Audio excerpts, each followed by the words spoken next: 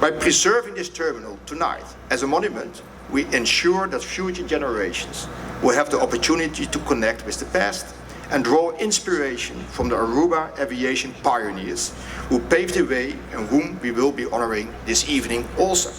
Esta noche nos está culminar lo que está la celebración de aviación de Aruba. Nos ha comenzado durante el año, acaba algunos lunes atrás con diferentes eventos de manera runway run, que está para promover viaje, que nos estaba de un carrera de arriba pista de airport. Aviation Expo, una que nos abre nos porta para el pueblo de Aruba por abrir y experiencia aquí con la industria de aviación un poco de cerca y también con varias actividades que nos hacen para Aruba Airport Mes y también comunidad de Aruba Airport. Y ahora mañana nos estaba teniendo inauguración de monumento dedicado a aviación y ahora noche nos culminamos aquí con 2 eventos históricos, 3 ángeles, uno con hace el first strike de moneda conmemorando el año de aviación, el cual promueve viaje un aeropuerto hacia esa aquí, Minister Maduro. También nos ha designado Dakota Airport como un monumento protegido y también nos reconoce ellos 3 baluartes del mundo de aviación.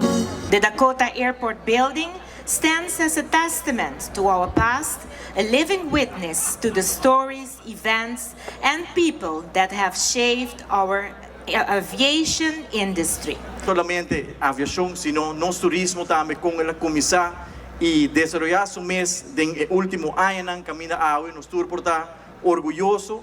con nos aeropuerto a desarrollar su mes para virar un día mejor aeropuerto de Entre Caribe y seguro nos turismo a virar un día éxito